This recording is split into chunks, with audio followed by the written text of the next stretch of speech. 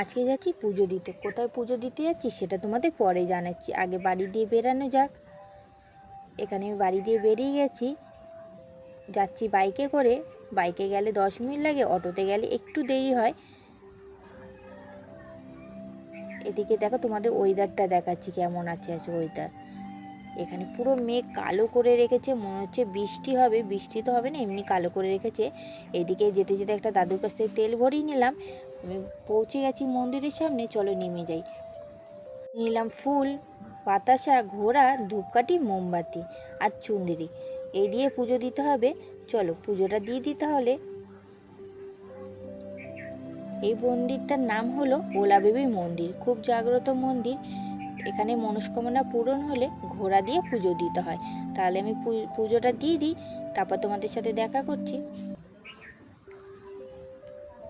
এখানে আমার পুজো দেওয়া হয়ে গেছে, বাড়ি যাচ্ছি। এবারে ভিডিওটা আমি এখানেই শেষ করলাম।